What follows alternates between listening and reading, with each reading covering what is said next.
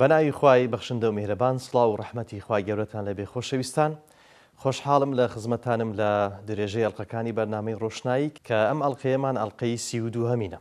لەگەڵ جەنابی مامۆستا عەلی باپیر زانا و بیرمەند جەنابی مامۆستا یاخوا بەخێربێی سوپاس دەکەین. زۆر سپاس ئێوەش بەخێر بێن کاک محەممەد جان خۆت و هاوکارانت. مامۆستا ژیان تەوەرەمان بریتە لە تێکەڵی لەگەڵ خەڵکدا و خۆڕاگری لەسەر ئازاریان لە درێژەی ئەو بابەتانەی کە دەمانبەن بەرەو مسلمانێتی ڕاست و ساخ. جا سەرەتا بە چەم کوواتەی ئەم بابەتە تێکەڵی لەگەڵ خەڵکدا و خۆڕاگری لەسەر ئازاریان بناسێنین چۆن. الحمد لله رب العالمين وصلوات الله وسلامه وبركاته على جميع الأنبياء والمرسلين خصوصا سيدهم وأفضلهم إمام المتقين وقائد المجاهدين محمد وآله أجمعين من الصحب والأزواج والقرابة والتابعين لهم بإحسان إلى يوم الدين. ربنا آتنا من لدنك رحمة وهيئ لنا من أمرنا رشدا. كاك محمد تێکەڵی لەگەڵ خەڵک و خۆڕاگری لەسەر ئازار و ناڕەحەتی و گرفتاریەکانیان کە بۆ مرۆڤیان دێنە پێش شتێکی زۆر گرنگە هەموو کەس پێویستی پێێتی. من تەمان وەکو یەکێک لەو سیفەتانەی کە مرۆڤ بەرەو ڕاستی و ساغی دەبن لە مسلمانەتیدا باسم کردووە بەبێ ئەوە کە ئینسان بزانێت چۆن لەگەڵ خەڵک تێکەڵ دەبێ بۆچی لەگەڵیان تێکەڵ دەبێ و پاشان کە لەگەڵیشیان تێکەڵ دەبێ باجی تێکەڵبوونەکەش بدا کە بریتێ لە چی بریتێ لەوە چاوی لەوە نەبێت هەمیشە ئەوان بە پێی میزاج و سروشتی ئەو یا بە پێی ئەوە کە ئەو پێی حەق و ڕاستە مامەڵی لەگەڵدا بکەن یا هەر ئەوان لێ ببیستێ کە پێی خۆشە یا هەر ئەوان لێ ببینێ کە پێی چاکە. تێکەڵی لەگەڵ خەڵک دیارە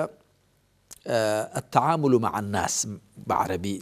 تعبيرك وای لێ دێت يعني الاختلاط بالناس تێکەڵی لەگەڵ خەڵک یا هەڵسوکەوت لەگەڵ خەڵک ئەمە شتێکە هەموو مرۆڤێک پێویستی پێێتی چونکە مرۆڤ وەکو زانایان گوتویانە الئینسان کائن اجتماعی يعني مرۆڤ ینی زیندەوەرێکی کۆمەڵایەتیە ناتوانێت بە تەنێ بشی ئەگە یەکێک توانی دوو توانی دەتوانی سەد توانی بەڵام گرنگە خەڵک بەگشتی ناتوانن هەر کەسە بە تەنیا بش دەبێتە ڕیسپار ئەوەی کە بەو شێوازە دەناخۆی یوا هەیە مەسەرەن گۆشە نشینە و گۆشە گیرە و کاتی خۆی ڕاهیبەکانی نەسڕانیەکان بوون و هی بوذاییەکان بوون و هی مسلمانانیش ڕەنگە مەسەرەن بوو بێ کابرا لە ئەشکەوتێک لە چۆڵایەک بەڵاوە یەکێکە و دوویە و دەگمەنە و ڕیسپەڕەوە ئانە بەڵام بەگشتی خەڵک پێویستیان بەیەکدی هەیە. ئەوە یەک پاشان هەر ئەوەندە نا بەڵکو ئێمە وەکو مسلمان دینەکەمان ڕێمان لێ دەگرێ دوورە پەرێزی بکەین لە خەڵک. تەماشا ئەم ئاەتە مبارەکە بکەین ومن أحسن قولا ممن دعا إلى الله وعمل صالحا وقال إنني من المسلمين لسورة فصلت ده قسەی چێ چاکتر لە هی کەسێک کە خەڵک بۆ لای خوا بانگ دەکا و کردەوەی چاک دەکا و دەڵێ من لە مسلمانانم واستە لە ڕیزی مسلماناندا خۆی حساب دەکا و پێغەمبەران عەلەیهیم الصەلاة وەسەلام هەموویان لە نێو خەڵکەوە هاتوون بۆ خەڵک هەموو پێغەمبەران سەڵات و سەلامی خۆیان لەسەر بێ لە ئادەمەوە عەلەیهی الصەلاة وەسەلام کە لە موسنەدی ئیمام ئەحمەددا هاتووە ئەبوو ذەڕی غیفاری ضل عرضي پیغمبر مكرد عليه الصلاة والسلام أو كان آدم نبيا قال نعم كان نبيا آدمش پیغمبر بو خوي وبو حواي هاوسري ودواي بو أو كروكساني ليان پیدا بون لويرا هتاكو پیغمبري كوتاي سروري پیغمبران محمد صلى الله عليه وآله وسلم كخوا بو تيكراي مروفاياتي ناردو وما أرسلناك إلا كافة للناس بشيرا ونذيرا وما أرسلناك إلا رحمة للعالمين توما ناردوك بزي خوابي بوتيك راي جهانيان همو بيغمبران عليهم الصلاة والسلام لنيو خلق وهاتون وبو خلقش هاتون وأو بيامشك هناوي أنا الأخواوة بوشي بو كجاني خلق ركخة هم جاني تاكيان جاني خيزانيان جاني كومالاتيان وجاني سياسيان جاني آبوريان جانیان ڕێکخا بە شێوەیەک بژین کە بەو ژیانەی دنیایان سەربەرز بن بەختەوەر بن کاتێ دەچنەوە خزمەت خوا بابەتەکەمان ئەوە نیە بەڵام شتێک بەدڵم داهات پێم خۆشە بیڵێ کاک محەممەد خەڵکی ئەم ڕۆژگارەی ئێستا دنیا و خۆشویستنی دنیا و ژیانی دنیا زۆر بەسەری دازاڵ بووە وای لێکردوون کە ڕۆژی دوایی و دیداری خوا و قیامەت و ئەوانیان زۆر لەلا کاڵ بۆتەوە یا لە بیر چۆتەوە ئەگەر نا ئێمە بۆ ئەم 52 ڕۆژی ژیانی دنیا دانەدراوین مرۆڤ زۆر لەوە گرنگترە زۆر لەوە گەورەترە خوای پەروەردگار 60-70-80 ساڵی پێ بدا یا کەم وایە بگاتەوە 100 لە 100 ڕاد ببێ من دەگمەنە وە زۆریشی هەر لەو ناگاتە ئەوەندەش مرۆڤ هەر بەوەندە نەخولقاوە ئەوە تەنیا ژیانێکی کاتیە بۆ تاقیکردنەوە الذي خلق الموت والحياة ليبلوكم إنا جعلنا ما على الأرض زينة لها لنبلوهم أيهم أحسن عملا تەنیا بۆ تاقیکردنەوەیە أحمد بن عطاء الله السكندري الأسكندرية بەڵام دەڵێن سكندري کتێبێکی هەیە بەناوی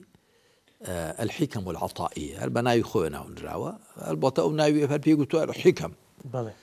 کۆی حکمەتە لە حکمەتێکیدا دەڵێ خوا سبحانه وتعالى پاداشتی مسلمانانی نەخستۆتە دنیاوە چونکە دنیا لەوە تەسکتر و کەمبەرترە جێی پاداشتێک خوای تێدا بێتەوە بۆ دۆستەکانی بۆ ڕواداران و دنیایە کە لە بین دەچێ خوای پەروەردگار مسلمانان و ئیماندارانی لەوە لەلا بەڕێزتر بووە لە شوێنێکدا پاداشتیان داتەوە کە لە بین دەچێ 52 ڕۆژێکە جا ئەو هەرەوەندەی گوتووە بەڵام لایەکی دیکەشی هەیە هەروەها دنیا لەوە کەمبەرتر و تەسکترە کە جێگەی سزا و خەشم و تووڕەی خوای تێدا بێتەوە بۆ ناحەزانی بۆ بێبڕوایان بۆ ستەمکاران بۆ خراپەکاران دنیا لەوە کەمبەرترە ئەو ژیانی هەتایی قیامەت چ بۆ دۆستە ئیماندارەکانی کە پاداشتی نەبڕاوەیان هەبێ چ بۆ دوژمنان و ناحەزانی خوا کە بە هەمیشەی لە دۆزەخدا بمێنەوە ئەوێ شوێنی پاداشت و سزای خوای پەروەردگارە مەبەستم ئەوەیە ئێمە خۆ باسی ئەوە دەکەین تێکەڵی لەگەڵ خەڵک و ئەوانە ئەگەر ئینسان برا خۆشەویستەکەم و ڕوشم لە هەموو بینەران و بیسەرانی بەڕێزیشە بە خۆشک و براوە ئەگەر ئەو هەستی بۆ خواژیان و ئەو هەستەی پەیوەستبوون بە قیامەت و بە ڕۆژی دواییەوە لە ئینساندا بەهێز بێ یارمەتی دەدا بۆی دەبێتە قیبلە نوما بۆی دەبێتە باوسەلە دەزانێت چۆن لەگەڵ خەڵکدا مامەڵە بکە دەزانێت چۆن لەگەڵ خەڵکدا مامەڵە بکە بە شێوەیە کە عیبداری وان نەبێ و گوناهباری لای خوش نەبێ ئینسان ئەگەر بە نەفەسی بۆ خواژیان و بە پێی بەرنامەی خواژیان و قیامەت دیتنەوە لەگەڵ هەڵکدا مامەڵە بکە هەمیشە لە عیبداری لای خەڵک و گوناهباری لای خوا پارێزرا و سەلامەت دەبێ خوای پەروەردگار ئێمە لەو کەسانە بجێڕێ بە کەڕەمی خۆی کەواتە مامەڵە لەگەڵ خەڵک یعنی تێکەڵی لەگەڵیان هەڵسو کەوت لەگەڵیان هەڵسو کەوتی وەکو گوتم خێزانی کۆمەڵایەتی سیاسی لە ڕووی مادیەوە لە ڕووی معنەویەوە لە ڕووی ڕەفتار و ئاکارەوە لە هەموو ڕوەکانەوە ئینسان لەگەڵ خەڵکدا تێکەڵ بێ بەڵام بەو شێوەیە لەگەڵیاندا مامەڵە و هەڵسو کەوت و تێکەڵی بکە کە عیبداری ئەوان نەبێ حەقی وانی نەکەوێتە لە و گوناهباری لای خوای پەروەردگاریش نەبێ بەڵێ جەنابی مامۆستای لە بابەتی کە باست کرد کە تێکەڵی لەگەڵ خەڵکدا حاڵەتی ئاسایی هەموو مرۆڤە و عادەتی پێغەمبەرانیش بووە عەلەیهیم ئەفضەل السەڵاتی وەسەلام جا لەوێ شتێکت باس کردووە کە حەز دەکەم زیاتر ڕوونی بکەیە بەوەی کە تێکگیرانی پێغەمبەران بەگشتی عەلەیهیم ئەفضەل السەڵاتی وەسەلام لەگەڵ گەلەکانیان لەسەر ئەوە نەبووە کە تەحەمولی گەلەکانیان نەکردووە بەڵکو تێکگیرانەکە لەسەرەوە کە خەڵکیان بانگێش کردو بۆ یەکتاپەرستی دەمێ ئەو بابەتە بەڕاستی ڕوونتر بکەیت بەڵێ پێغەمبەران سەڵات و سەلامی خۆیان لەسەر بێ لە ئادەمەوە تا خاتەم خوای پەروەردگار بە پەیامی خۆیەوە ناردوونی بە بەرنامەی خۆیەوە ناردوونی بۆچی بۆی کە خەڵک ژیانی دنیایان بە زۆرێک بۆ گۆزارێنن لە عیبداری نێو خۆیان و گوناهباری دایخوا دوور بن. پێغمبەران عەلەیهیمو سەڵات وسەلام لە کوێوە دەستیان پێ کردووە؟ بەردی بناغەی بانگەوازی پێغەمبەران و کاری پێغەمبەران لەگەڵ خەڵکدا کوێ بووە؟ تەنیا خواپەرستی. ئەم تعبیرە یا قومی اعبدوا الله ما لكم من إله غيره لە سوورەتی ئەعرافدا لەسەر زمانی نوح، هود، صالح، شعیب عەلەیهیمو سەڵات وسەلام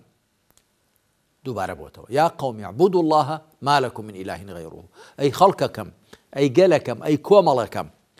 بەندایەتی بۆ خوا بکەن جگە لەو پەرستراوێکی دیکەتان نییە، واتە پەرستراوێکی دیکەی شایستەی پەرستران و ڕاستەقینە. ئەوی دیکە هەمووی پەرستراوی مزەیەف و بۆشن.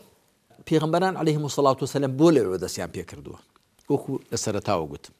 ئەگەر ئەم بناغەیەت هەبوو، ئەگە تۆ بەڕاستی خواپەرست بووی، بەندەی خوا بووی، پەیوەست بووی وە خواوە، پابەندیش دەی بە شەریعەتی خواوە و پەیڕەویش دەکەی لە پێغەمبەری خوا عەلەیهی سەڵات وسەلام و قەدەغەکانی خوا ناشتێنی، ئەرکەکانی کە خوا فەرزی کردو نایان شوێنی و ڕازاوە دەی بە ڕەوشتە جوانەکان و بژارکراو دەبێت لە سیفەتە نزم و پەستەکان. لێرەوە ئەوە بناوانەکەیە. بناوانەکە بریتێ لە تەنیا خواپەرستی. بۆی هەموو پێغەمبەران عەلەیهیمو سەڵات وسەلام لێرەوە دەستیان پێ کردووە. لە موسنەد ئیمام ئەحمەد داهاتووە یەکێک لە دوای کە دوای موسڵمان دەبێت دەڵێ من لەگەڵ بابم بووم، پێغەمبەرم بینی صلی الله علیه و آله وسلم لە کوچە و کۆڵانەکانی مەکە دەڕۆیی و بەسەر خەڵکەوە دەگەڕا دەیفەرموو قولوا لا إله إلا الله تفلحوا، بڵێن بێزگە لە خواپەرستراوێکی دیکە نییە سەرفراز دەبن. دەڵێ چاکم لەبیرە. پێغەمبەر عەلەیهی سەڵات وسەلام بەوە دەست پێ کردووە. هەموو پێغەمبەران هەر بەوە دەستیان پێ کردووە. بۆ خۆ کافرەکانی مەکە هاوبەشت بۆ خوادانەر بوون، بتپەرست بوون، بۆ زانیاری جەنابەت و تێکڕای بینەران و بیسەرانی بەڕێزیش. هیچ بتپەرستێک و هاوبەشت بۆ خوادانەرێک نییە مەگەر خواناسە. هەموویان، هەموو ئەوانەی بتپەرستن، هەموو ئەوانی هاوبەشت بۆ خوا دادەنێن، هەموو خواناسن. خوا دەناسن بەڵام هاوبەشی بۆ دادەنێن. کافرەکانی مەکە خۆیان دەناسی. خوای پەروەردگار دەفەرمووە لئین سەئەلتەهم من خەلەقەهم لەیەقولن الله ولئین سەئەلتەهم من خەلەق السەماوات والأرض لەیەقولن خەلەقەهن العەزیز العەلیم. ئەگە بڵێ چێ ئەوانی دووش کە دەڵێن خوا، ئەگە بڵێ چێ ئاسمانەکان دەڵێن خوای زاڵی زانا. باشە، بەڵام ئەدی بۆچی لادانەکەیان لە چیدا بووە؟ لەوەدا بۆ کە لەگەڵ بەندایەتیان بۆ خوادا بەندایەتیان بۆ شتی دیکەش کردووە، هاوبەشیان بۆ خواداناوە لە پەرستراندا، بەڵکو جارێ خۆیان هەر نەپەرستووە. لەبەر بتوە سەنەمەکان نیان پەڕژاوەتە سەر خوا. وەکو بەداخۆ هەندێک موسڵمانی لادەر و ئەوەشمان هەن کە لەبەر هەندێک شەخصان نیان پەڕژێتە سەر خوا، هەر هاوار لە فڵان دەکەن و لە فڵان دەکەن. لە فڵان ئەوە شیرکە، شیرکی گەورەیە. مەگەر زۆر نەزان بن و بە عوتر بە جەهل نەجاتیان بێ کە ئەوەش بۆ هەموو کەس ئاسان نییە، ئەگەر شیرکی گەورەیە هاوارکەی غەیری خوا. فلا تدعوا مع الله أحدا وإذا استعنت فاستعن بالله. لە نوێژدا دەیخوێن ئیاکە نەعبود و ئیاکە نەستەعین. ئیاکە بەرکارە مەفعول بهیە پێش فعل و فاعیلەکەی خراوە. بۆچی؟ تاکو قەتیسکردن و کورت هەڵێنان بگەیەنێ. ئیاکە نەعبود و بەس تۆ دەپەرستین و ئیاکە نەستەعین، تەنیا داوای یارمەتی لە تۆ دەکەین. کەچی مسڵمان دەبینی مەسەلەن لە غەیری خوا دەپاڕێتەوە، بە تەمای ئێسک و پرۆستێکە یا بە تەمای زیندوێکە یا بە تەمای مردوویەکە، ئەو هەمووی لادانە. جا من بەستم پێغەمبەران عەلەیهیمو سەڵات وسەلام بۆ لەوە دەستیان پێ کردووە. ئەگەر مرۆڤ وەکو تۆن چۆن خوا دەناسێ، وەکو تاکە بەدیهێنەر، پەروەردگار، خاوەن، کارساز، وێڕای ئەوە ئەگەر خواشی ناسی وەکو تاکە پەرستراو. پەرستن یعنی چی؟ یعنی ئەو پەڕی خۆشویستنت تەنیا بۆ خوا بێ، ئەو پەڕی سام و هەیبەتت بەرامبەر بەخوا بێ، ئەو پەڕی ملکەچیت تەنیا بۆ خوا بێ، ئەو پەڕی بە گەورەزانینت، ئەو پەڕی بە مەزنگرتنت، ئەو پەڕی بە پاکگرتنت، ئەو پەڕی پشت پێ بەستنت تەنیا بۆ خوا بێ سوبحانەهو وتەعالا. ئەوجا تەنیا خوات پەرستووە. بۆ کەسی دیکە نەبێ کەسی دیکە نێنی ئەو ئاستە ئەم تعبیرە وەکو من لە باسێکدا کورتە باسێکم لە کۆتایی تەفسیری سوورەتی یوسف کردووە لەبارەی شیرک کە ئەویشم بە خوڵاسەی وەرگرتووە لە باسێک کە لە بەرجی 12 مەوسوعە عەرەبیەکەم هێناومە بەرجی 12 الئیسلام كما يتجلى في كتاب الله لباسي بيناسي شرك ومشركين دا جالي دا خلاصة كم هنا أو بكردي لتفسير سورة يوسف دا لتفسير أو آتيك دا فرمي وما يؤمن أكثرهم بالله إلا وهم مشركون زور بيان بالرابع خوانان مقر هاو بجدانرن لبدا باسم كردوا آياتك رستيك لقرآن كزور تعبير ذكاء للشرك بريتيا لويك لسورة شعراء دا هاتوا كذلين مشركة كان دلين تالله إن كنا لفي ضلال مبين إذ نسويكم برب العالمين سوين بخوا إيما لقو مرايك أشكرا دابون كي إيومان يكسان ذكرت لقل پروردگاری جهانيان إيومان هاوتا ذكرت يكسان ما ذكردن أو الشرك شرك أويتو غير إخوا وكو خوا ما مرة لقل دابكي أويك تنيا بخوا ذكري لبي شاور بكي أقل لي خوش بونا أقل رسق دانا أقل شفاهينانا أقل سرخستنا أقل حرشي هي وانا تنيا بخوا ذكرين أتو بيني لغير إخوان داوابكي أو الشركة هلبتا كسي كشتيكي بيدا كريه أتو لي داوابكي أقر هاوارشي تيبو بستي أو الشرك نية فاستغاثه الذي من شيعته على الذي من عدوه فوكزه موسى فقضى عليه استغاثة هاوار تيبستن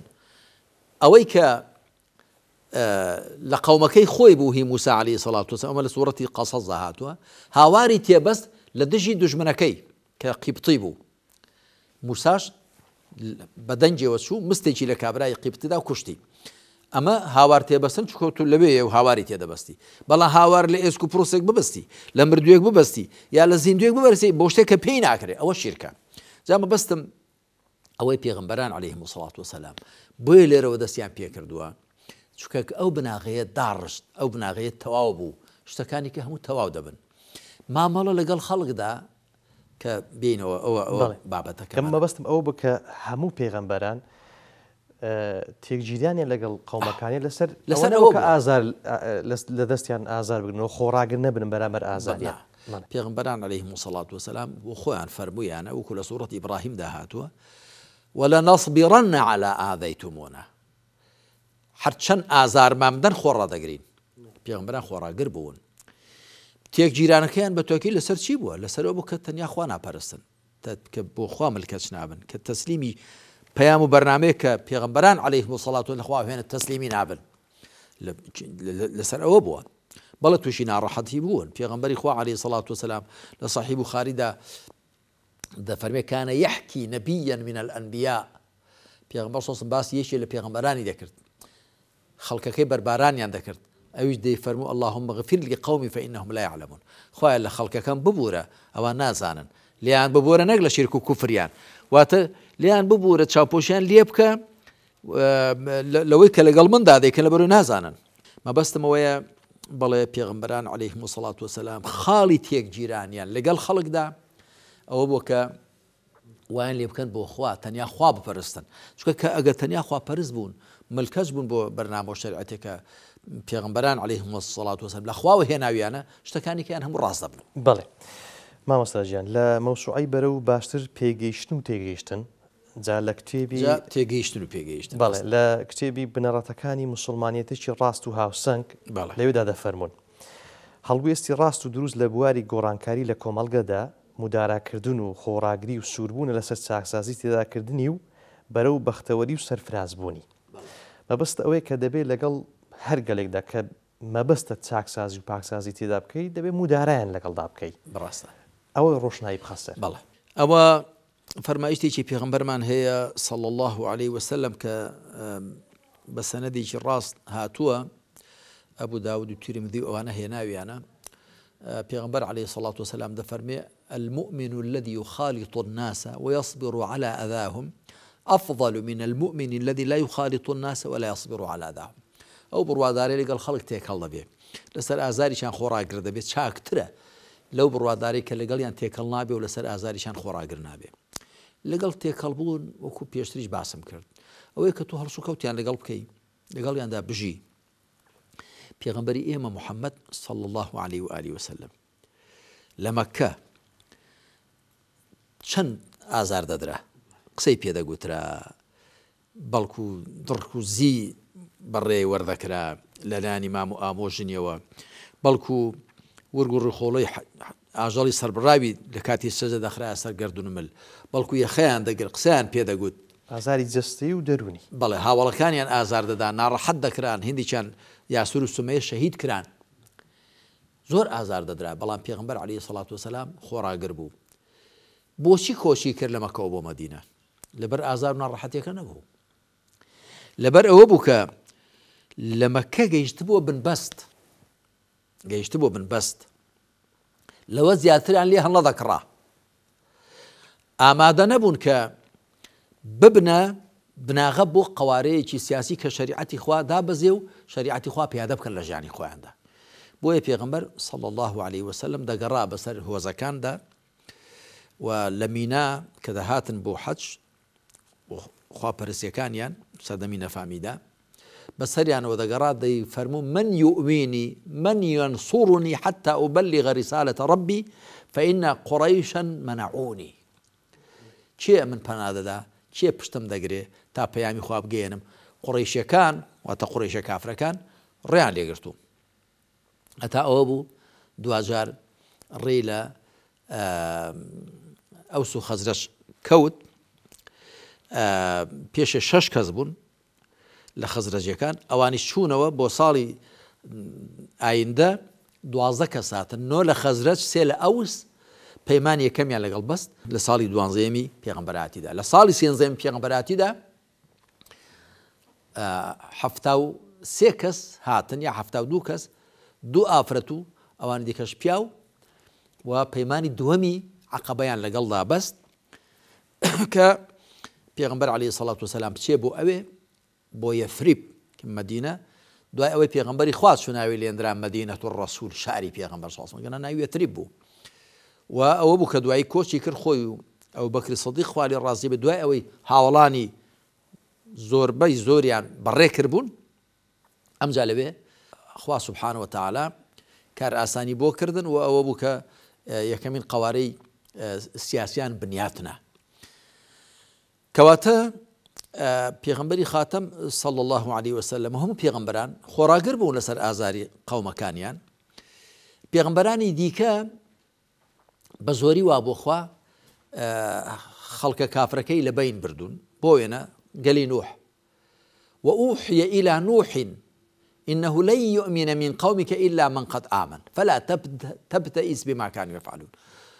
سروش کرا بۆ نوح وحی بۆ نێردرا لە خەڵکەکەت کەس بڕوانایە نێجگە لەوانی بڕوان هێناوە دڵتەنگ مەبە بۆهۆی ئەوە کە دەیکەن تەواو ئەمە ئاماژەی سەوز بوو لە خواوە بۆ نوح عەلەیهی سەڵات وسەلام کە دوعای بنبڕبوونیان لێ بکە کە دوای دوعای لێکردن ربي لا تذر على الأرض من الكافرين ديارا خوایە خانونشینیان لێمە هێڵە و ئەوە بوو کە خوا فەرمانی پێکرد کەشتی دروست کرد و ئەوانی کە لەگەڵی مسواری کەشتێکە بوون و ئەوانی کەش لافاوەکەت هەمویانی قەڕەبڕ کرد و پێغەمبەرانی کەش هەروە عەلەیهیمۇ الصەڵاة وەسەلام گەلی عاد کە خوا بەبایەکی بەهێز لە بینی بردن هود و ئەوانی لەگەڵی ون دەربازیان بوو و گەلی صالح کە خوای پەروەردگار لە گەلی ثەمودی لە بین برد و گەلی شوعیب کە قەومەکەی مەدیەن یا ئەصحاب الئەیکە خوا لە بینی بردن هەروەها گەلی لوط و هەموو پێغەمبەرانی دیکە عەلەیهیمۇ الصەڵاة وەسەلام خوا خۆی تەدەخولی کردووە بەڵام بۆ پێغەمبەری خاتەم محەممەد صلى الله عليه وسلم خوای پەروەردگار بەڵای گشتی لە بینی نەبردن چونکە بۆ دوای هەر زۆرێک لەوانە کە دژاتیان دەکرد دوای موسڵمان بوون لە قۆناغەکانی دیکەی ژیانی پێغەمبەردا عەلەیهی سەڵات وسەلام لەسەر مۆڵەتی جەنابی مامۆستای ناوبڕێکی کورت وەردەگرین و دواتر بەردەوام دەبین بەڕێزان دوای ناوبڕێک درێژە بە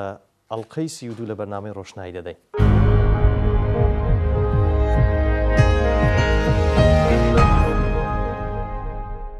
دووبارە سڵاتان نەبی خۆشەویستان بەردەوامی دەدەین بە ئەڵقەی 32 لە بەرنامەی ڕۆشنایی جەنابی مامۆستای ئێستا دێنە سەر بابەتی ئەوەی چۆنیەتی ئەو تێکەڵاویە تێکەڵاوێکی ڕاست و ڕەوا و دروست لەگەڵ خەڵک ئەنجام بدەین کە بەڕاستی ئەمە مەسلەیەکی زۆر گرنگە کە هەستیارە بابەتەکە ئەم تێکەڵاویە چۆن بە شێوەیەکی ڕاست و دروست لەگەڵ خەڵک ئەنجام دەدرێ بناغەی ئەو تێکەڵیە دەبێ ئیمان بێت بۆ ئێمەی موسڵمان بناغەکە بریتێ لە ئیمان بەخوا سبحانه وتعالى ئەو پێغەمبەری خوا عليه الصلاة والسلام بۆ شریعەتی کە پێغەمبەری خوا لە خواوە هێناوێتی ئەگەر ئیمانمان کردە بناغا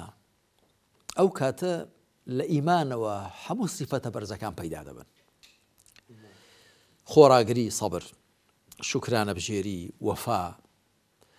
ڕەحم و بەزەیی دادگەری سەخاوەت و بەرچاوتێری ڕاستگۆیی ئەمانەت پارێزی نەفس بەرزی هەموو سیفەتە باشەکان لە ئیمانەوە پەیدا دەبن ئیمان سەرچاوی هەموو سیفەتە جوانەکانە کوفر و شیرکیش زەبڵدانی تێدا تروکانی گەرای هەموو سیفەتە خراپەکانە جا دەبێ ئیمان بکرێتە بناغە دوایی هەتا ئیمان زیاتر ڕۆب چێ لە دڵی ئینساندا لە عەقڵی ئینساندا هەتا ئیمان زیاتر سەقامگیر بێت ڕیشەدا کوتراو بێ لە دڵ و دەرونی مرۆڤدا بە تەئکید سیفەتی باشی زیاتر لێ پەیدا دەبن ئینسانی موسڵمان دەیە بە سیفەتی بەرز لەگەڵ خەڵکدا مامەڵە بکە بە سیفەتی جوان بە ئاکارە پەسەندەکان لەگەڵیاندا ڕاست بێت لەگەڵیاندا ساغ بێ لەگەڵیاندا بەڕەحم بێ لەگەڵیان بۆیان دڵسۆز بێ خۆشی بوێن پەرۆشی بن خۆی لەوان بە بەرزتر نەگرێ ئەوان بە چاوی بکەم تەماشانەکە لێبوردە بێ لەگەڵیان چاپۆشی کار بێ لەگەڵیان وەکو خوا سبحانه وتعالى بە پێغەمبەری خاتەم محمد صلى الله عليه وآله وسلم دەفەرمێ فبما رحمة من الله لنت لهم ولو كنت فظا غليظ القلب لانفضوا من حولك فاعف عنهم واستغفر لهم وشاورهم في الأمر فإذا عزمت فتوكل على الله إن الله يحب المتوكلين لسورة آل عمران ده فرمي هوي بزي خوا وتوبوا عن نرم بوي بزي خوا ديت الصدلك هو دلشي بر إيمان بهوي بزي خوا وتوبوا عن نرم بوي أجر قصرقوا دل رقبواي لانفضوا من حولي لدورة دبرجان هەڵبەتە مەبەستی لە هاوڵانە خوا لێیان ڕازی بێ ئەگەر هاوڵانی بەڕێزی پێغەمبەر صلی الله علیه وسلم لە دەوری پێغەمبەری خوا بپڕژێن ئەگەر قسە ڕق و دڵڕق بێ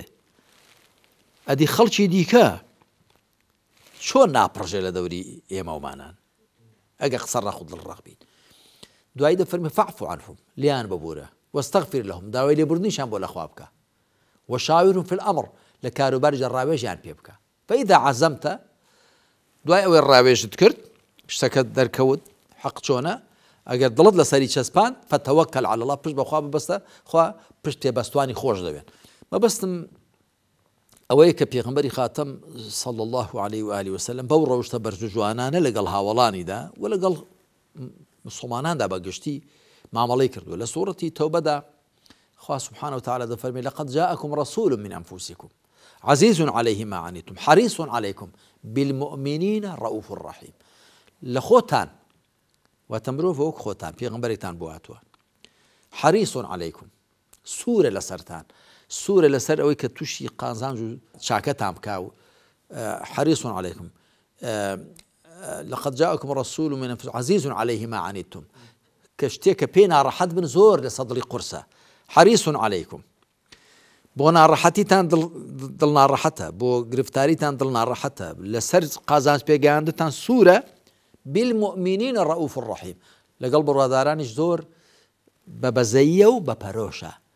ڕەئوف واتە بە پەرۆش ڕەحیم واتە بە بەزەیی ڕەئوف هەرچەندێک لە زانایان دەڵێن ڕەئوف و ڕەحیم معنایان لێک نزیکە بەڵام وان نییە ڕەئفەت ئەوەی تۆ پەرۆشی کەسێکت بێ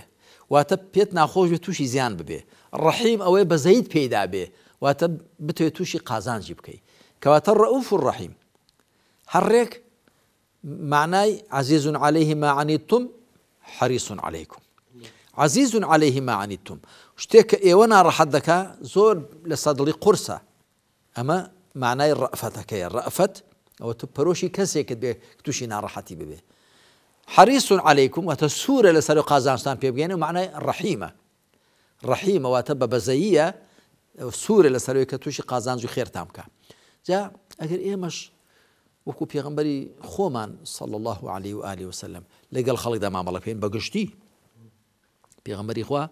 هەم لەگەڵ ئیمانداراندا وا بووە و لەگەڵ خەڵکیدا بەگشتی هەروە بووە ڕەوش جوان بووە ئاکار پەسەد بووە سیفەت بەرز بووە حەقد و بوغز و غەرەزی نەبووە بەرامبەر بە کافرەکانیش حەقد و بوغز و غەرەزی نەبووە پێغەمبەر صلی الله علیه و سلم سینەی پاک و چاک بووە هیوا هەیە بەرامبەر بە ئەهلی ئیمان بوغز و غەرەزی هەیە کاکەس تا زۆر لە فریا خۆت بکەوە بەو خوایە بەوهم زبڵ و زاڵ و خشپ و خاڵەوە کە لە دەرونی خۆتدا کۆت کردوێتەوە بچیەوە خزمەتخوا شەرمەزاری بەرامبەر بە ئەهلی ئیمان بەرامبەر بە موسڵمانان بۆ لەبەرەوەی لە ڕێیەکی فیقهیدا لەگەڵ تۆ نایەتەوە لەبەرەوە کە بە پێی میزاج و مەزەب و مەشڕەبی تۆ نییە جا چێ دەڵێت تۆ بە غەڵەت دانەچووی کاکە ناوێکت لە خۆت داوە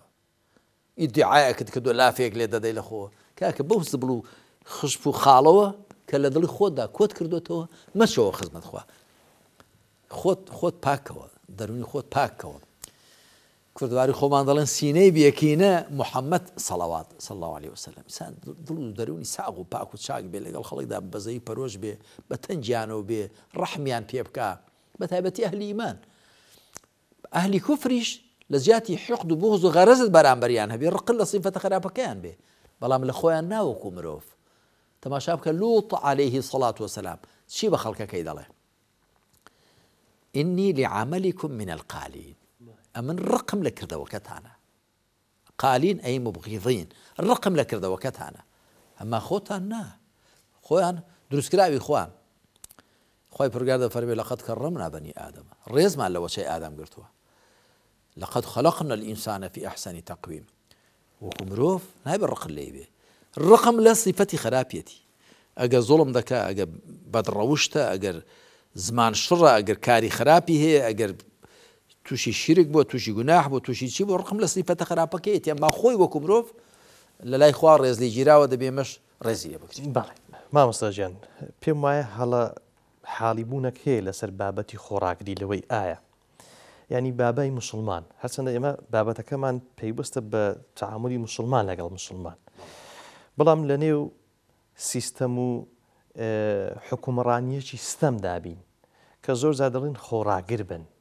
ئارام بگرن لەسەر ئەو ستەم و مەستەمی سیاسیە کۆمەڵاتی هەر شتێکە کە هەیە ئەوە دەچێتە چوارچێوەی ئارامگری یاخود دەچێتە چوارچێوەی ئەوەی کە بێدەنگ بین و کە ئەوەش لە لای خوا قوبوڵ نییە مەبەستم ڕوونکردنەوەی ئەو بابەتەیە خۆڕاگری شەرعی ئەوەیە تۆ خۆڕا بگری بۆ گۆڕینی ناشەرعی نەک خۆڕا بگری لە بنباری ناشەرعیدا جا من تعبیرێک بەکار دێنم ئێستا ڕەنگە هێندێک خەڵک پێیان وابێ کە ئەوە تعبیرێکی ناجۆرە بەڵام من بۆ گەیاندنی ماناو بەبەستەکە بەکاری دێن بووە تعبیرێکی قورئانیشە خوای پەروەردگار زانای خراپی لە قورئاندا بەچی چواندووە كمثل الحمار يحمل أسفارا وەکو کەرێک وایە بارێک کتێبی هەڵگرت بن وایە ئەمە وتەی خوای ئەمە فەرمایشتی خوایە بۆیە من پێم وایە کەسێکە لە بنباری زوڵمدا خۆڕا دەگرێ خۆڕاگرتنیی کەرانەی هەیە ناشڵم حاشا هەر کەسێک وابێ خوای پەروەردگار زانایە کە کار بە زانستەکەی ناکات دەفەرمێ وەکو کەرێکە بارێکی کتێب لێ بن کەر بارە کتێبی لێ بێ هیچ لیان بەهرەمەند دەبێ نەخێر کەسێک لە بنباری زوڵمدا خۆڕا دەگرێ پێی وایە شتێکی چاک دەکا کاکیشان دەبێ خۆڕاگر بێ ئەوە هەیەوانە بەڵێ بەڵێ دەبێ خۆڕاگربی بەڵام لە بەرامبەر زوڵمدا نەک لە بەر زوڵمدا چه پێغەمبەرێکت بینیوە سەڵات و سەلامی خوا لەسەر بێ لە بنباری زوڵمدا خۆڕا بگرێ چه پێغەمبەرێکت دێ لە بنباری کوفردا لە بنباری ناشەرعیدا خۆڕا بگرێ شتی وان نییە کەواتە ئەوانەی کە بە ناوی دینداریەوە ڕەواجی ئەو بیرۆکەیە دەدەن با بزان لە ڕێبازی پێغەمبەران لایەنداوە عەلەیهیم السەڵات وەسەلام با لافی گەورە گەورەش لێ بدەن ئەمە شوێن سەلەفی ساڵح دەکەوین سەلەفی ساڵحی ئێمە یەخەیان بە ستەمکاران گرتووە ستەمکاران چێ حکمڕانانی بەنی ئومەیە و بەنی عەباس کە بەگشتی حکمیشان بە شەریعەت دەکرد کەچی کە لایەن دەدا ئەوە تا پێشەوایانی ئێمە هەر لە حەسەنی بەسڕاییەوە هەر لە ئیبن سیرینەوە لە سەعیدی کوڕی موسەیبەوە لە سەعیدی کوڕی جوبەیرەوە کە شەهیدیان کرد لە ئەبوو حەنیفە و مالیک و جەعفەری سادیق و شافعی و ئەحمەد و ئەبوو جەعفەری تەبەری و ئیمامەکانی ئێمە لە زۆریان لە سژنی ستەمکاراندا ژیانیان سپاردووە زۆریان دەربەدەر بوون ئاوارە بوون خۆیان پەنهان و خۆیان شاردوێتەوە ئەوە پێشینی چاکی ئێمە ئەوە لەکوێ هێنا کە تۆ دەبێ ئەگەر حکمڕانێک زوڵمی کرد ستەمی کرد خراپەی کرد لە بەرامبەریدا بێدەنگبی خۆڕاگربی ئەو خۆراگرێکی کەرانەیە خۆراگری موسڵمانانە ئەوە یەخەی پێ بگری توانیت بەدەست نەتوانی بە زمان لانی کەم بە دڵ کە ئەگەر تەنیا دڵت لە توانادا هەبێ ئەو معناوانە تۆ بێهێزترین ئیمانت هەیە بەڵام ئەگەر دەست و زمانت لە توانادا هەبێ و بەس بە دڵ ڕق لە خراپەکە ئەو جامانە ئیمانێکی کەمت هەیە ئەگەنا کەسێک کە دەستی نییە و بە زمانیش بۆی ناکرێ بەس بە دڵ ڕقی لە خراپەکە هەر ئەوەندەی پێ دەکرێت ئەوە کەمتری ئیمانی نییە چکە بە هێندێک کەس لەوەدا بە غەڵەت دارەچێت کەواتە پێغەمبەران عەلەیهیمو سەڵات وەسەلام خۆراگر بوون لەگەڵ خەڵک بەڵام بە واتایانە کە دان بە هەڵە و کەم و کوڕیەکانیان دابێنن دان بە زوڵم و ستەم و خراپەکەیان دابێنن بەڵکو هەوڵیان داوە بیان گۆڕن چاکیان کەن وەلەو پێناوەشدا ژمارەی لە پێغەمبەران شەهید بوون ئەوانی دیکەش هەموویان دەربەدەر بوون یا ناڕەحەت بوون یا گرفتار بوون ئەوانە ئەو پێغەمبەرانە عەلەیهیمو سەڵات وەسەلام سەرمەشقی ئێمەن و پێغەمبەری خاتەم سەرمەشقی ئێمەیە کوا لە بەرامبەر زوڵمی چێدا بێدەنگووە لە بەرامبەر شیرک و کوفری چێدا بێدەنگووە لە بەرامبەر خراپەکانی چێدا بێدەنگووە بۆیە ئەمن ئامۆژگاری ئەو کەسانە دەکەم کە بە ناوی دینەوە ڕەوازی ئەو بیرۆکەیە دەدەن لەبەرەوەی کە لە سعودیە وایە و لە خەلیج وایە و لە کەندا وایە با بۆ ئەوان لەوێ لایەنداوە ئەو مەلانەی وێ کە لە بەرامبەر حکمی بنەماڵی میراتیدا بێدەنگن لایەنداوە لە ڕێبازی پێغەمبەر عەلەیهی سەڵات وەسەلام کێ ڕێبازی پێغەمبەر وایە کەسێ بێنێ حکمێکی بنەماڵەی میراتی بەسەر خەڵکدا پسە پێنێ واریداتی وڵات هەمووی لەبەر دەستی خۆیدا بێ خەڵک وەکو سوالکەر تەماشاکە ئەتۆ بە مەلایکەش بێدەنگی لە بەرامبەریدا ئەوە لادانێ منهەجی پێغەمبەر صلی الله علیه و سلم هەر کەسێکی هەیە ناوی هەرچەند بەزلی ڕۆی بێ بەڵام نێوەڕۆکەکەی بچووکە منهەجی پێغەمبەر عەلەیهی سەڵات وەسەلام هاوڵانی بەڕێزی پێغەمبەر صلی الله علیه و سلم پێشەوایانی ئێمە و پێشینی چاکی ئێمە ئەو بۆکە لە بەرامبەر کوفردا لە بەرامبەر شیرکدا لە بەرامبەر زوڵمدا لە بەرامبەر خراپەکاریدا بێدەنگ نەبن و لەسەر ئەو بازیان داوە سجن بوون ناڕەحەت بوون کوژراون لێدراون ئەوە پێشینی چاکی ئێمە ئەمما ئەوی دی لەکوێ تێنا وەڵا ئەسڵان نابێ هەر قسەشی پێ بڵێ ئەگەر لە پشتی شتدا و ئەگەر چش لێ بکە پێغەمبەر عەلەیهی سەڵات وەسەلام وای نەفەرمووە پێغەمبەری خوا عەلەیهی سەڵات وەسەلام دەبێ فەرمایشتەکانی لە شوێنی خۆیدا بەکاربێنین کە دەفەرمێ وئین ئەخەذە مالەکە وەضەرەبە ظەهرەک ئەمە لە کاتێکدا حکمڕانێک لەگەڵ کەسێکدا کێشەیەکی شەخسی دەبێ ئەگە وا هەست بکا کە زوڵمی لێ دەکا کاکە لەسەر ئەوەندە لێی هەڵمەگەڕێەوە جێرە شێوێنی مەکە ئەمما وەختێک حکمڕانێک زوڵم لە میلەت لە هەمووی دەکا لە کۆمەلگاکە لە هەمووی دەکا گوێی بەدەستی ئەهلی کوفرەوەیە خێروبێری وڵاتی تەسلیمی ئەهلی کوفر کردووە تەسلیمی ئەمریکا و زلهێزان کردووە ئەمجا تۆ بە خەڵک بڵێ بێدەنگ بن لەو هەموو زوڵم و لەو لە ئیسلام هەڵگەڕانە و لەو هەموو خراپەکاریە ئەمجا ئەوەش بێنی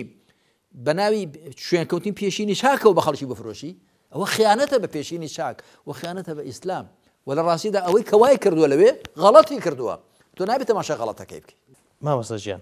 کاتمان کەم ماوە بابەتێک هەبوو لە کتێبی ڕێگەی ساڵحبوون و بەرەو خواچوون کە لە دوا بەشیدا دیارە ئەو دوا بەشەی هەند سەرنجی خۆتە لە ماوەی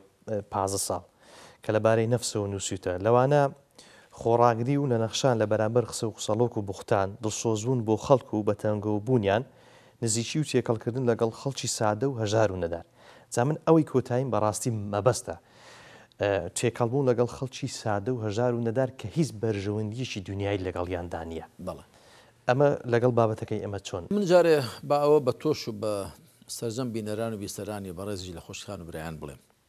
خوا پشتیوان بێ هیچ شتێکم نەنووسی و هیچ شتێک نانووسم و هیچ شتێک ناڵم کە بخۆم کاری پێ نەکەم ئەوەی کە گوتوم بە بخۆم وا دەکەم لەخوا بەزێت و ئامۆژگاری هەموو برای خوشکێکی دەکەم کە بە قسەم دەکا وا بکە ئێمە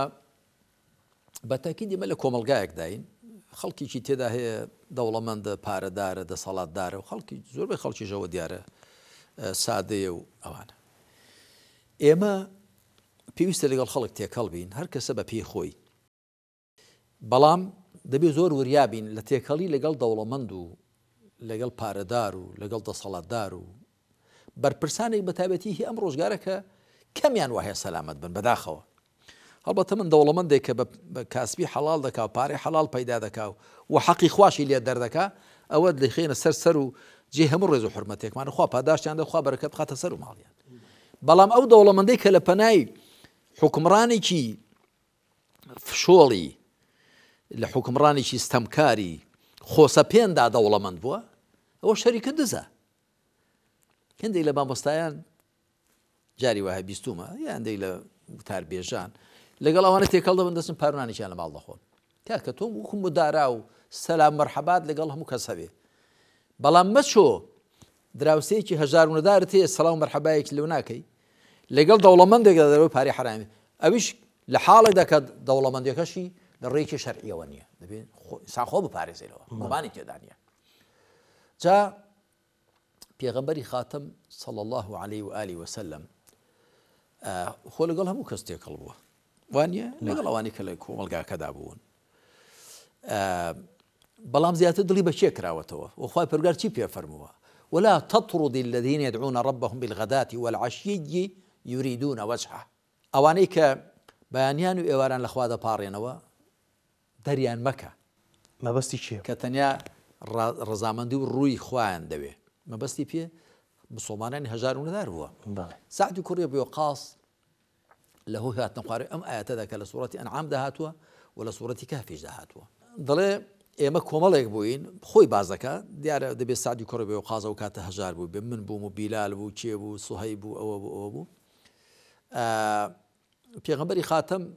صلی الله عليه وسلم کافرەکان لەسەریان کرد بۆ مەرج کە ئێمە کاتێ دێن بۆ کۆڕ مەجلیسی تۆ ئەو ڕەش و ڕوتە کە بەرگ و پۆشتاکیان بۆن ئارەقی لێ دێ و ئاوایە و چڵکن وان لەوێ نەبن خوان پێلەوە بەرزتر بگەڵیان دابنیشن. دەڵێ ئەوە بەدڵی پێغەمبەر داهات عەلەیهی سەڵات وسەلام کە بەدڵی داهات لەوانەیە بەتەما بوو بێ کە ئەو مەرجیان بۆ جێبەجێکە باشە کاکە وەرن ڕۆژێک کۆڕ مەجلیسیش تایبەتتان بۆ دەبەستم. خوای پەروەردگار ئەم ئاەتەی ناردە خوار ولا تطرد الذين يدعون ربهم بالغداة والعشي يريدون وجهه. ئەوانەی کە بەیانیان و ئێواران لە پەروەردگاریان دەپاڕێن لەخوا دەپاڕێنەوە تەنیا بەستیان ڕەزامەندی خۆیان دەریان مەکە. ئەم لا تطرد ئەمە تعبیرێک نێ لە پێغەمبەر بوەشێتەوە عەلەیهی سەڵات وسەلام. ئەمە هەمان تعبیری کافرەکانیان کوتیان ئوتڕد هاولا ئەوانە دەرکە ئەم زائیمە دەین خوا دەفەرمێ هەر قسەکەی وان بەکاردێنێتەوە تعبیرێک ئەوانە دەرمەکە نەک پێغەمبەر خوا نەخواستە بەتەما بێ صلی الله عليه وسلم. جا هەروەها سورة عبس سرتاي سورة عبس بسم الله الرحمن الرحيم عبس وتولى أن جاءه الأعمى وما يدريك لعله يزكى أو يذكر فتنفع الذكرى أما من استغنى فأنت له تصدى وما عليك ألا يزكى كلا وأما من جاءك يسعى وهو يخشى فأنت عنه تلهى كلا. لهم القرآن ده يكجر خواه سبحانه وتعالى ببيغمبري خاتمي صلى الله عليه وآله وسلم فرموه كلا كلا جاريش كوانكي أبيش إيري ببيزان ياري من كلا واتجاريش كوامك ياخذ أم كلا يبو برپرزدانوي قسي أوانا واتب نخير راسنا كان بقسيان مكا أي جوابو بيغمبر صلى الله عليه وسلم رجل يقول هذا لزلاني قريش قسي ذكرت عبد الله كري أمي مكتوم هات شيربو نابي نابو هات بو كور مجلس كي أي بيغمبري خواهی تعالی چه آیاتی دکه بود آبازاندوی فرم کی؟ پیغمبریش علیه الصلاة والسلام هیچی نفرمو خواهان نفرمی هیچی فرمو عبس و تولى روی گرش کردو روی لیور چرخان هر اونده خواه لسر او آیاتانی دا آبازاندن فرمی جاری چی دیکوانا کی لهند الروايات ده هاتو أو كم لتفسير سورة عبس ده باسم كردوا كبيغمبر عليه الصلاة والسلام ده جيشته عبد الله كري أمي مكتوم ده فرمو مرحبا بالذي عاتبني فيه ربي صلاة لو كسيل سر أو فرقارم قليل يا كذا بويا يما فعلا ده بي طبعا زياتر بو خلق السادة والرسول وتخوش بيه كبيمان وايا بيجناحا كبيمان وايا نابي خومان بيلوان زياد بيه ونابي لبر زلزلة كان أقام على وانا ببره هو روشتي بيغمبر عليه الصلاة والسلام خوا تۆفیقمان دا وەکو پێغەمبەر بکەین و بەڕێ ئەو دابچین و خۆمان بە ڕۆژەکانی ئەو بڕازێنینەوە و ئەو خەڵکە سادە و ڕەشوڕوتەی خۆمان زۆر پێویستیان بەوە هەیە. ئەمن زۆر جار کاکە محەممەد دەچمە هەندێک کۆڕ و مەجلیس یا هەندێک خەڵک دێ بۆ لامان یا بەلای هێندێک کرێکاراندا ڕەت دەبم یا تۆقییان لەگەڵ دەکەم. ڕۆژێک کرێکارێک هات بۆ لامی تۆقی لەگەڵم دەستێم و زبرمەوەی دەستم گرت و ماچم کرد. ئەوشتی ئەستەغفر الله ئەستەغفر الله وتم بۆ جاخە چۆن دەستی من ماچ دەکەی؟ یەکتم کاکە دەستی تۆ ماچ دەکەم ڕزقی حەڵاڵ پێ پەیدا کردووە. برایەکی حیمامان لەوێ بوو وتی مامۆستا وتم بەڵێ وتی وەڵایە کە ئەو دیمەنەم دی بەدەست خۆم لێسە گریام وتم بۆ وتی وەڵایی زۆرم پێسەی وتم وەڵای کاکە بۆ یەکەم کەس نەدەستی ماچ بکەم.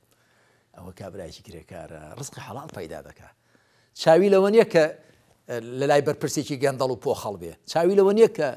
ڕزقی حرام پەیداکە، چاوی لەوە نییە دینەکەی خۆی بفرۆشێ.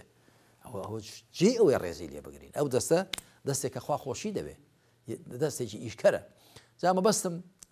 ئەوەی کێمە دەبێت ئاوا بین، یعنی ئاوا لەگەڵ خەڵک تێکەڵ بین و ئاوا لەگەڵ هەموو چین و توێژەکان تێکەڵ بین و بە ناچاریش نەبێ و بە پێی پێویستیش نەبێ لەگەڵ دەسەڵاتداران و دەوڵەمەندانی گەندەڵ تێکەڵ نەبین. ئەگەر ناچاریش بێجاری وە مەرحەبایەکە و سڵاوڕێ دەکەو ئەتۆ هەر بۆی کە قسەیکی خێری بۆ دەکەی، ئامۆژگارێکی دەکەی، بیجێڕێەوە لە خراپەیەکە لەسەرێتی. بەڵێ